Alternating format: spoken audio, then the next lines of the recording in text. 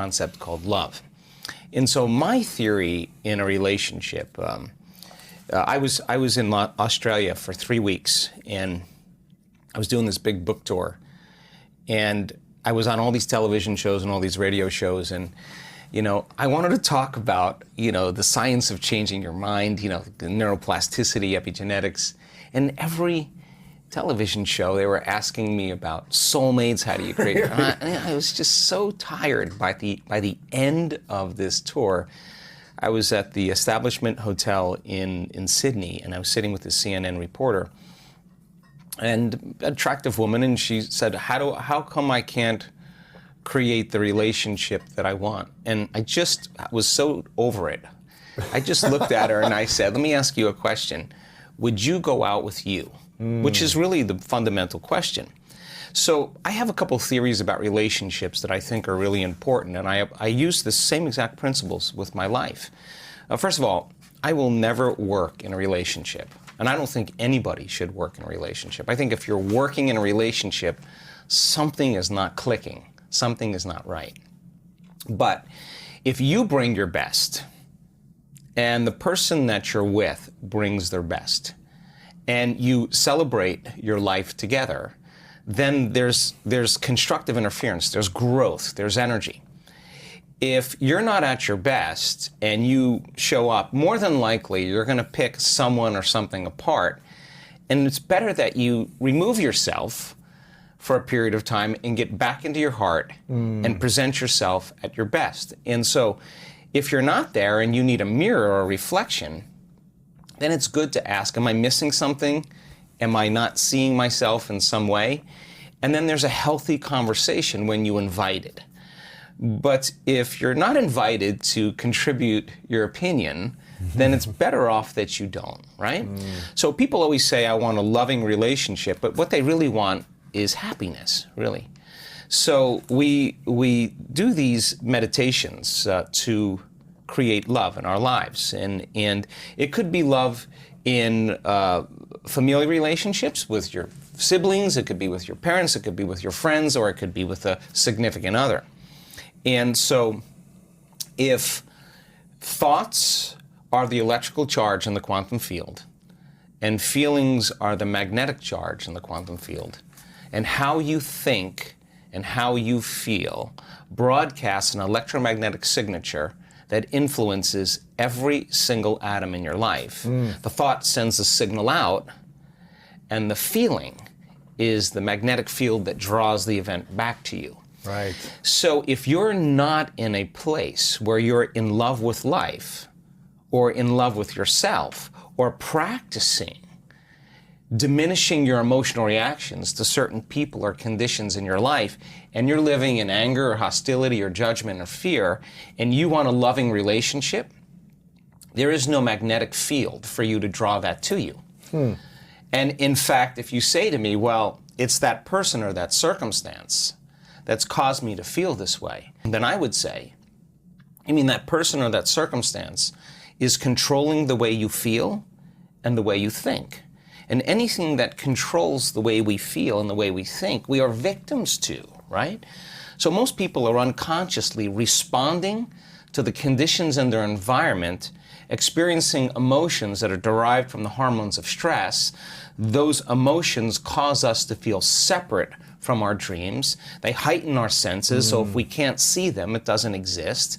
The threat or the danger puts us in emergency mode, and we can think positively about the relationship we want. We could send the signal out into the field. We could have pictures. We could remind ourselves of what it is. But if you're not drawing the experience back to you, because your response to the environment is actually weakening your organism, it's weakening your response, is actually weakening the body, then you will be, as a victim, more vulnerable to the conditions in your environment, whether large or small.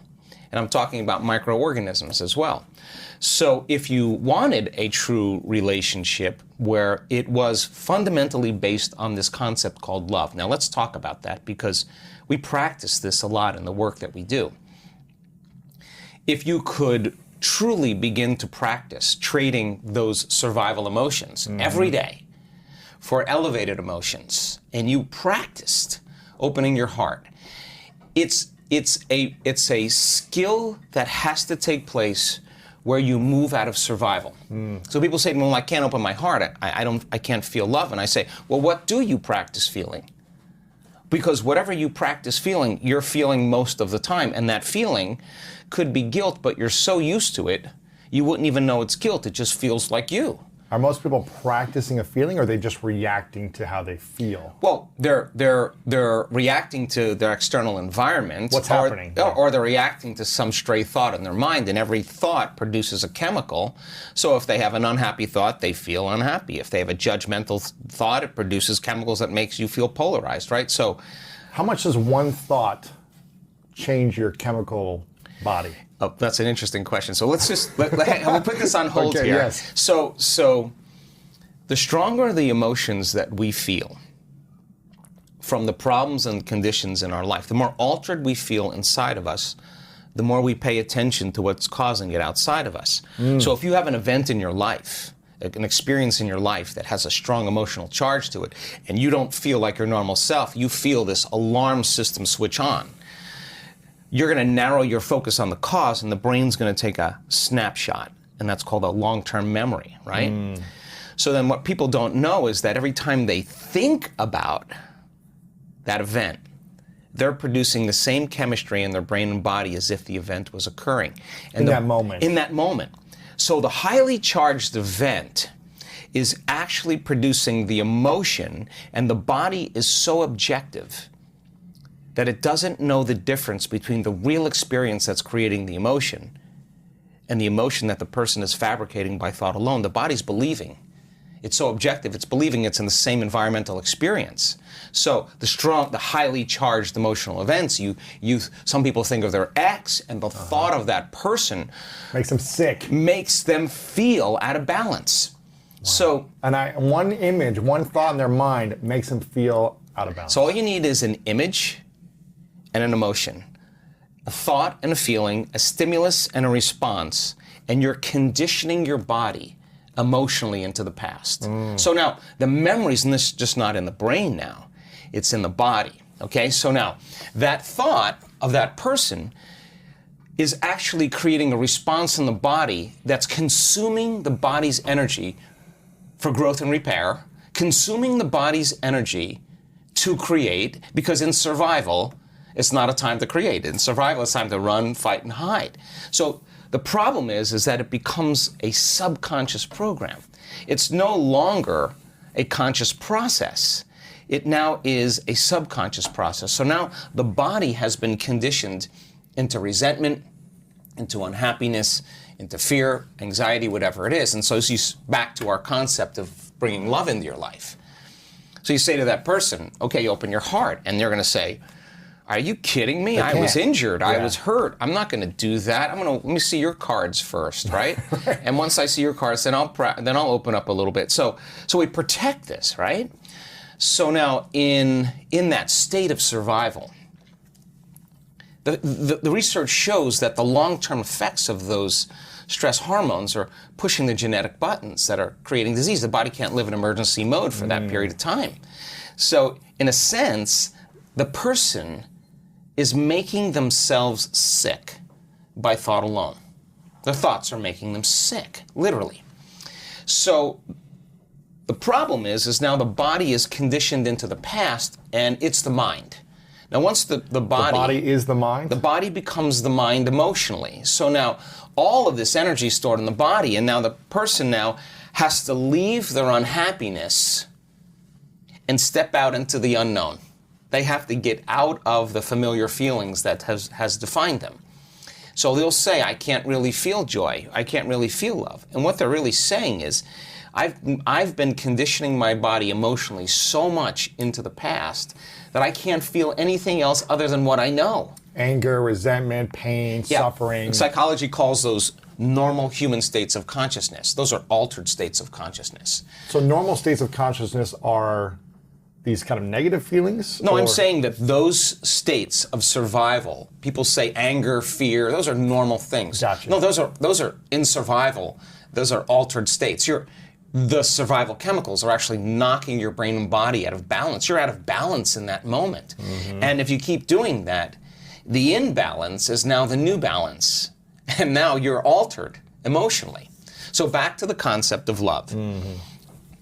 So the person can theoretically, intellectually, philosophically say, oh, I want this type of person. She's got to be this way. He's got to look this way. He's got to be like this. And they're basically saying, I want something that represents all the things that I no longer want, right? And so they're creating with their brain and mind, which is perfect. The problem is that if you can't feel the emotion of your future, your manifestation of love before it's made manifest. Like people say, well, when my relationship happens, when I find Mr. Right, then I'm going to feel love. Like waiting for the outer environment to change, to take away this feeling of anger, resentment, emptiness. But they forgot that they create reality. In other words, when it finally appears that I'm going to feel love, that's cause and effect. We're waiting for something to happen. If you're feeling the lack and the emptiness, then you're keeping your relationship at arm's length because you don't have the magnetic field to draw to you. So the emotions that come from these energy centers, the lower energy centers in our body, do have frequencies, there's chemistry involved, but they have a different agenda.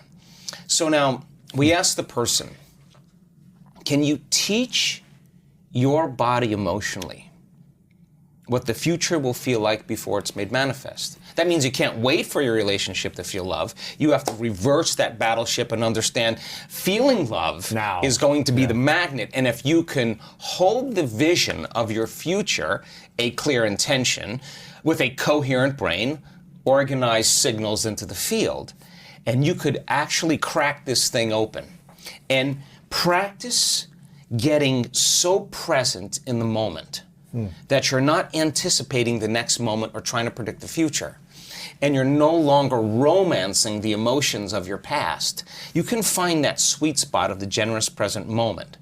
The familiar past is the known emotionally. The predictable future is the habituation of autopilot, being unconscious, and programs. Those are both knowns. There's only one place where the unknown exists. That's the present moment. So if you could work with your body to the point that it trusts you enough to feel so safe that you have conquered it in a certain way that it could actually relax into the present moment, and it's not worried about what's going to happen next or what's going on around you, or that you need to eat, you need to pee, you need to move. Right. You got beyond all your drives and you're ready to create. That moment where you're present, if you could begin to work with your heart and start to breathe and start to practice feeling love. In the beginning, it would feel foolish or gratitude. Why would I feel love if it hasn't happened? Well, that's because you've been hypnotized into waiting for your world to change to feel the emotion from the experience. Wow. But according to the quantum model, your emotion ahead of the experience, when you combine that clear intention with the elevated emotion, and you feel love, your body's so objective that it's actually believing, it's living in that future in the present moment. And your body now is beginning to change. You are beginning to change your biology to reflect what you're about to experience in your future. So the stronger the love you feel, the more altered you feel inside of you, the more you're going to pay attention to that picture in your mind. Stimulus, response, memory, emotion, thought, and feeling. But now you're remembering your future instead of remembering your past. And biologically, it's actually the same. How do we, remembering your future as opposed to remembering your past? Right, it's the same thing biologically. The body experiences it the same way by thinking and imagining something that hasn't happened yet, but it will happen. Okay, well, and imagining something vividly from the past that happened. Sometimes our brains trick ourselves in thinking it happened a different way, doesn't it? Yeah, but that's incidental. It's none of your business how it happened. In fact, it's how to interpret it. Exactly. It's your perception, right? So then the stronger the emotion you feel from some outer experience in your life, the more altered you feel, the more the brain freezes the frame and takes a snapshot. Well, now you're freezing a frame in the outer environment. But if you're truly in the present moment and you know exactly what you want, and you begin to teach your body emotion, start practicing opening that heart, it's amazing what happens. The moment that heart begins to open, We've measured this so many times, Lewis, on a scan, on a real-time brain scan. When the heart moves into this kind of rhythm, when you're feeling frustration, when you're feeling impatient, when you're feeling resentment, you are stepping on the gas pedal and you're stepping on the brake at the same time, and the heart is pumping against a closed system, and it causes an erratic beat. It becomes incoherent. And energy literally leaves the heart. Now, you no longer believe in your future. You can't put your heart into your future. You can't trust the outcome because there's no energy there. It's being used and consumed somewhere else, so energy is leaving the brain as well. But once energy starts to move into the heart, we've seen this so many times, and it starts to beat in this rhythm, like banging a drum or dropping a pebble in water, pebble after pebble. The heart begins to create a wave of energy right to the brain, like taking a big sheet and going like that. And then all of a sudden you see this wave, and the brain gets this rush of energy, and that change in brain wave patterns, that wave is carrying information. And the person starts to get a very clear idea. They see their future very clearly. Now that energy is causing them to move into very coherent alpha brainwave patterns, which is the state of creation. This is when you no longer hear the voice in your head that's talking to you, that you listen to and believe is the truth. I'm not good enough. Yeah, whatever that is. That's called the default mode. It suppresses the default mode network, and the next thing you know, you start seeing in pictures and images. You start dreaming. And that's the imagination. That's the creative state. So now you start naturally imagining the heart is the creative center. We got to put our heart into our future. It better be open and activated. So now when you start falling in love with your future, oxytocin is released in the brain and in the heart. Oxytocin signals nitric oxide. Nitric oxide signals another chemical called endothelial-derived relaxing factor. And just like when your sexual organs get filled with blood because you're aroused, the same thing happens here as it would happen somewhere else. And literally the arteries in the heart and lungs engorge. And now your heart feels full and it's thumping in order, and you're in the present moment. Now, once that happens, and it's beating in rhythm, the heart produces an external magnetic field up to 3 meters wide. Now, you're in survival, you're drawing from the field and turning it into chemistry. When you get energy in the heart, it's causing a change in the brain, and all of a sudden it's resetting the baseline for trauma, and now here you have a magnetic field. Now the heart is your magnet. It is the center of creation. And now that energy is frequency.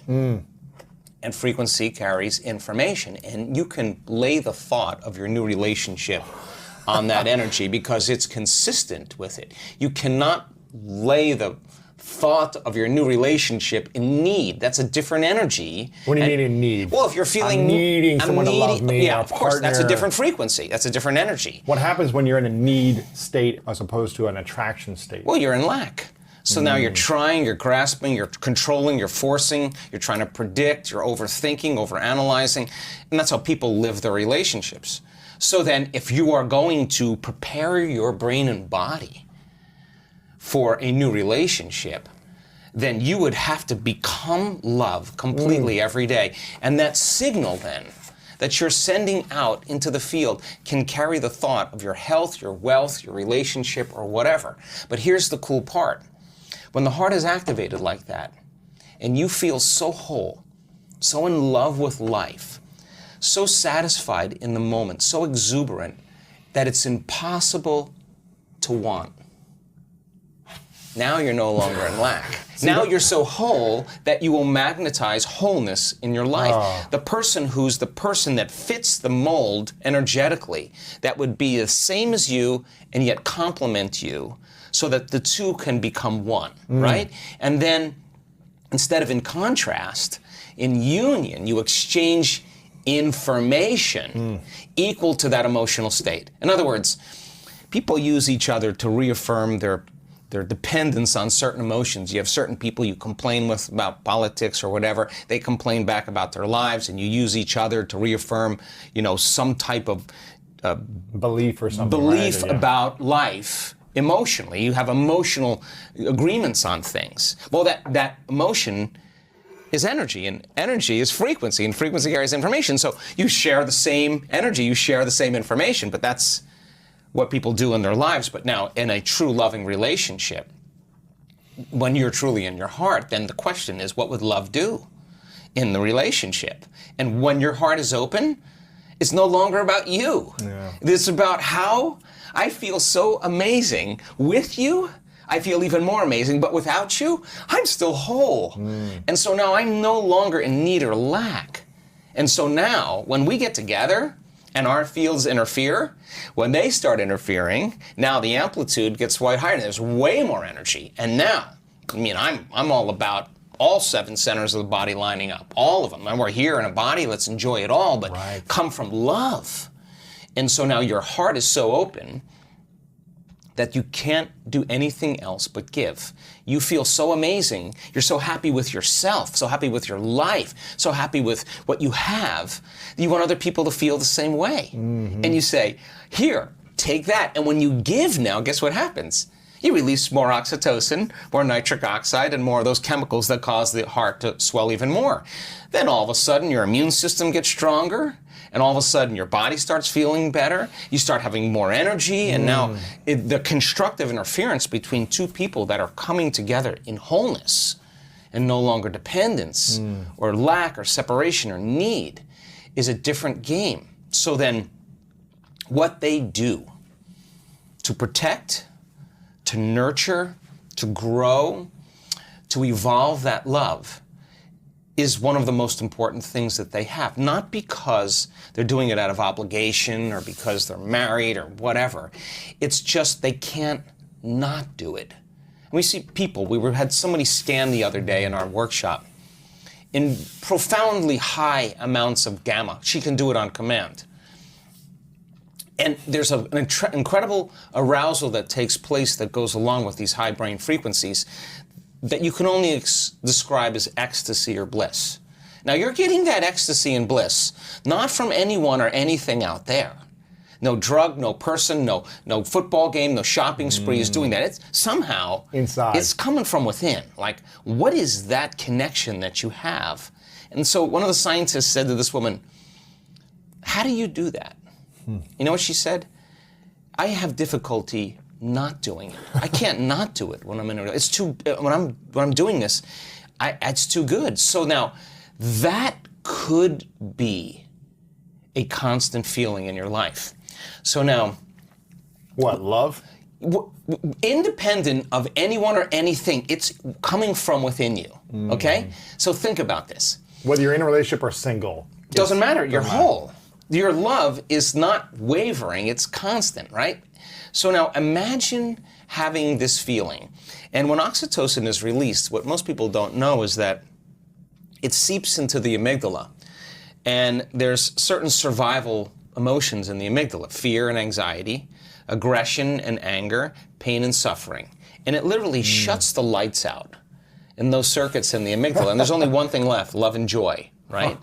So now this person is suppressing the survival centers, resetting the baseline of the past, how they perceive the past.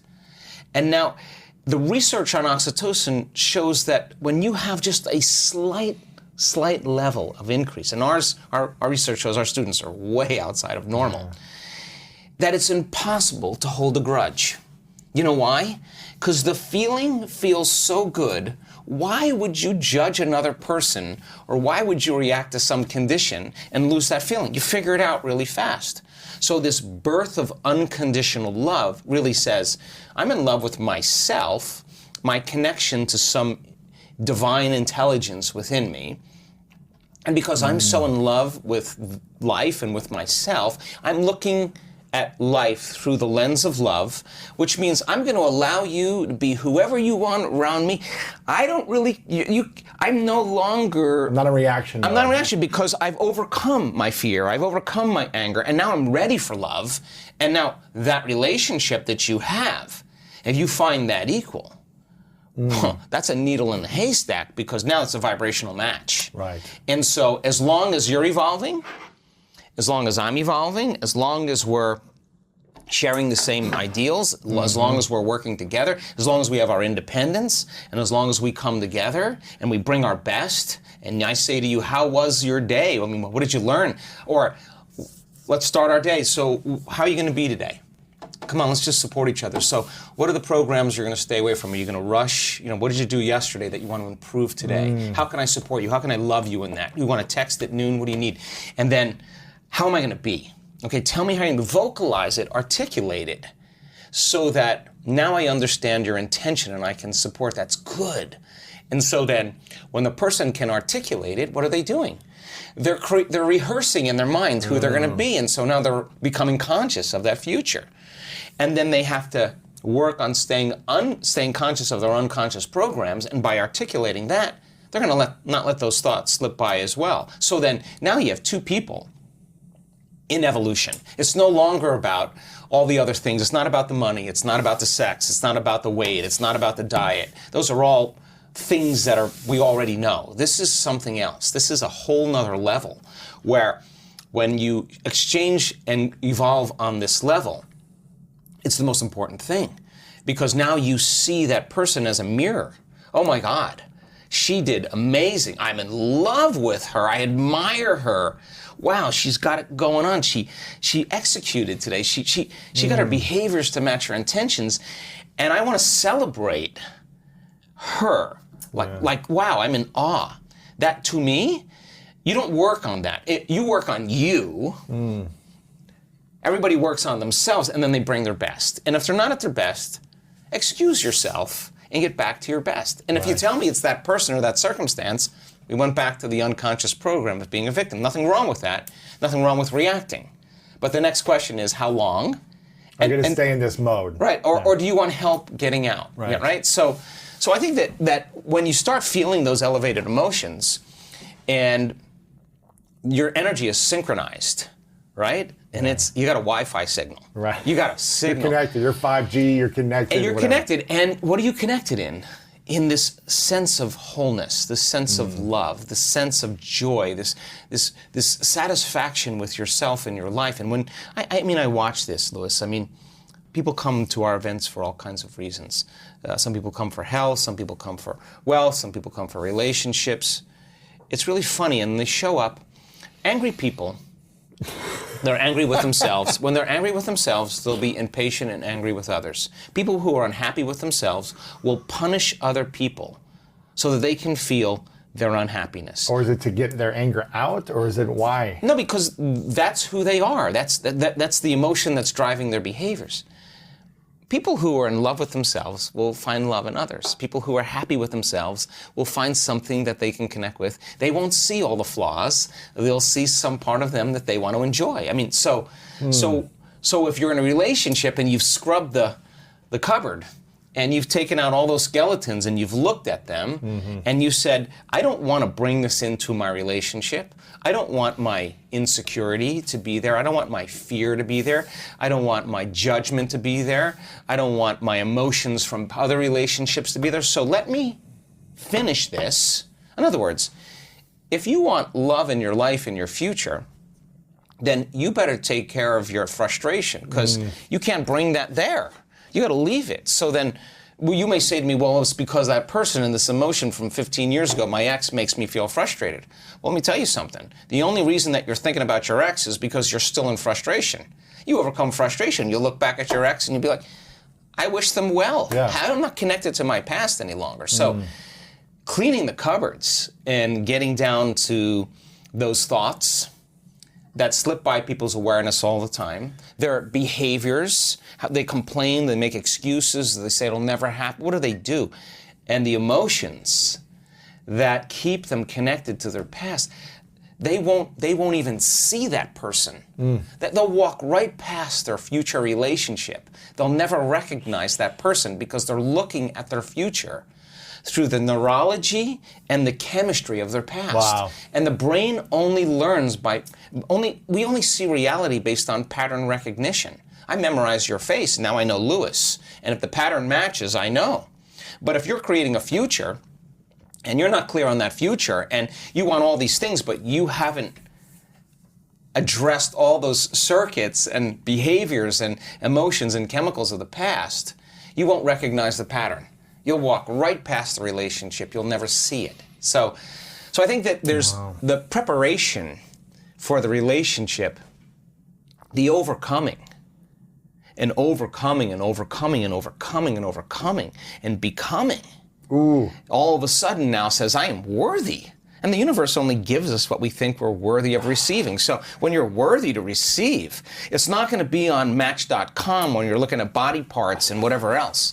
This is going to be like, ka-ching. An like, energy like, connection. wow. Yeah. Like, that came out of nowhere. Because when you're in survival, and you're in separation, and you're in lack, and you're forcing and controlling and trying to predict outcomes, you're matter trying to change matter. And of course, it's going to take time for this to happen because you're creating a three-dimensional reality, and everything in three-dimensional reality, it takes time. Mm-hmm. But when you're creating from the heart, with a coherent brain and a coherent heart, and you got that 5G Wi-Fi signal, it's not like you go anywhere now. The experiences are coming to, you're drawing the event to you. So we spend a lot of time bonding with our future emotionally. I have colleagues of mine who look at our data on oxytocin, and they're like, listen, oxytocin levels go up during, in a relationship, the honeymoon stage of a relationship, and monogamy is created because of those chemicals, or a female mammal is bonding with her offspring. That's exactly right. I want our people, our students, to bond and fall in love with their future just like they do with somebody else. And when you're bonded to your future, no person, no circumstance, no thing is going to remove you from it. So then, if you fall from grace during the day, then the next question is, what person, what circumstance caused me to disconnect from my love in the future? And let me rehearse in my mind, if I have that same circumstance, how I'm going to overcome it. And now you're worthy of love. It's no longer the person or the event. It's just you're doing what it takes to stay in the emotion of your future. Your body is aligned emotionally to that future. So great doing it with a meditation. That's easy. But now the real game is open your eyes. Open your eyes. It's happening. Open your eyes and be in the initiation of life and stay in that place and just know that your future is going to happen. So being able to activate the heart and breathe in there and get the body out of survival and start working with it like it feels safe enough to create. Once energy makes it here, you're going to get some really good ideas. Yeah. You're going to see things you never thought of seeing. You're going to feel things you never thought you'd feel. And the images that you're creating, what are they doing? The thoughts that you're creating, they're making more of those chemicals. And now you're feeling more of the feeling of your future before it happens. You're giving your body a sampling, a taste of the future before it's happened. Keep doing that enough times, and that feeling is going to become very familiar to you. There's a lot I want to unpack there. There's a great image. So you asked, I'm sorry. Yeah. I want to keep on this topic for a while. There's a great image on page 123 of your book, Becoming Supernatural, and we'll put this in the YouTube video. We'll put it side by side here somewhere when we're editing this up. But you have this image here, which is the body versus as energy and the body as matter. Mm-hmm. And what happens when you're in an energetic field, when you're a magnet of the energy versus when you're, I guess, reacting in a place of fear, anxiety, and stress. Yeah. Is that what this is saying? Let me see if I can say this another way. There was a researcher out of Yale University that in the 1940s that was studying electromagnetic fields around living organisms. And in the 1940s at Yale University, nobody was doing this. And he was a vitalist. He wanted to understand the unseen fields around living organisms. So he started studying eggs, all kinds of eggs. Chicken eggs, swallow eggs, reptile eggs, snake eggs, salamander eggs. There's all kinds of eggs. And he was using a magnetometer, and what he found was what 100% of the time, no matter what egg he measured, the positive charge was always at the head, and the negative charge was always at the tail. Well, if you have positive charge on one end and negative charge on the other end, you got an external electromagnetic field called the magnetic field. That's a magnet, right? What happens with human beings is every thought has a frequency. Every thought produces a chemical. So if you keep obsessing about your lack of finances, your lack of time, your lack of energy, lack, and those thoughts. I don't have this, I need this, What are the chemicals you're feeding your body? You're taking thought It's producing a frequency, and that frequency in the form of chemistry is storing that thought emotionally right in your second center. You feel guilty, you feel unhappy. The moment you feel unhappy, then you generate more thoughts equal to that feeling, which makes more chemicals, and you keep taking energy from the brain and storing it in the body.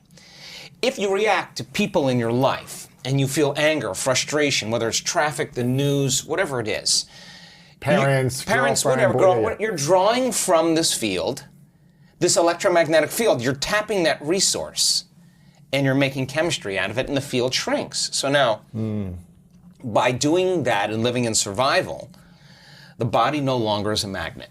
So now you have very little energy in the brain. In fact, 5% of the energy is in the brain, and 95% is stored in the body. Now the body's been conditioned emotionally. So a lot of energy in the body, very little in the brain. So in our work, do we want energy to be in the brain? We want to move energy back up to the brain. So what does that do when we move the energy from the body to the brain and the heart? Well, this is a great thing because once it makes it here, it's going up, right? So we do these different meditations and these different techniques to draw that energy right up to the top of the head. Now, when this energy shakes loose and it starts to move, the sympathetic nervous system switches on.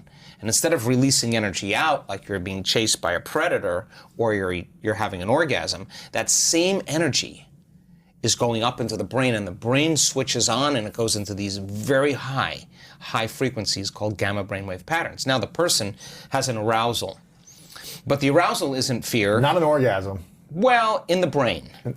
An orgasm of the mind. Yeah, exactly. It's energy that's being released into the brain, and you can only describe it as ecstasy or bliss. So the energy of guilt that was stored from thinking and feeling in the same way releases and it travels up to the brain and it's going back. And when it reaches the brain, what happens?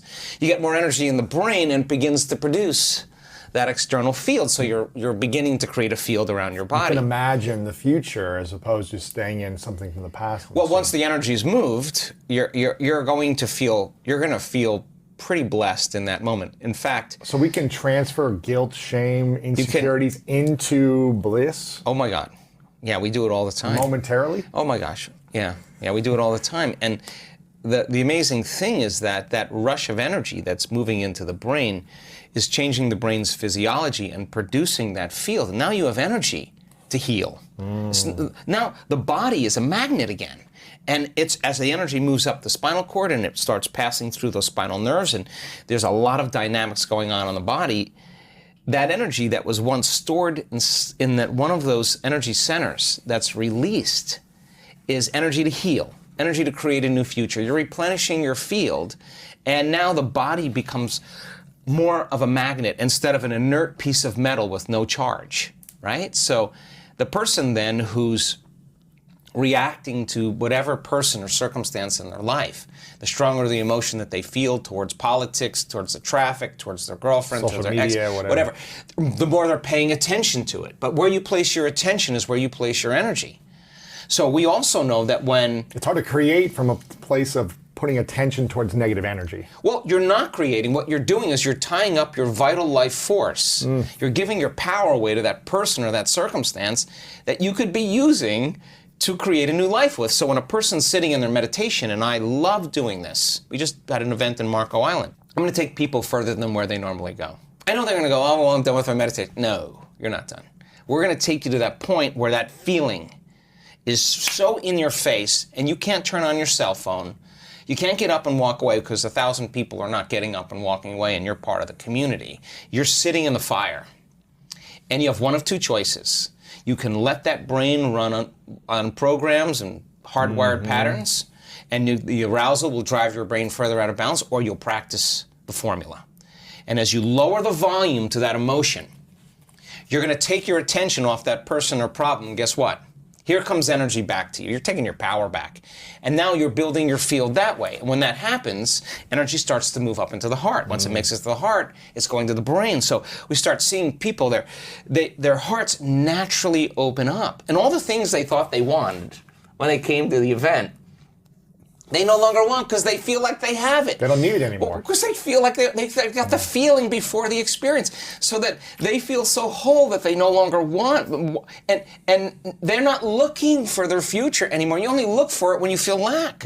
When your body is conditioned emotionally into the future, why would you look for it when it feels like it's already happened? Now this is where it gets weird, because now things start coming to you, and you're no longer in need. And when it comes to you, go, oh, here. Take it. I don't want it. I just wanted to know that I could create it. And people create a lot of wealth in our events. Yeah. And the first thing a lot of people do is they say, I'm buying a cruise for you. I'm buying you your car. Oh, Mom, I'm getting you that house. Why do they do that? Because they're so excited. They feel so amazing. And they're thinking, I could do this again. Why would a person in lack wouldn't give? A person who's abundant would give, because they know how to create. So now the game changes. It's no longer about the self. And you're doing it because that you know that you can create it. So then maintaining that state, when you're in love. Yes. When you're in love. In it, in your body. You are in love. Not in another relationship. No, you're not looking for it. You're not looking for it. You would be in lack. When you're in love, there's nothing to do. You're in love. You're the magnet. You are it. And so you are love. Yeah. So the events that come into your life would not only be just a reflection of a relationship with someone that you wanted to be intimate with.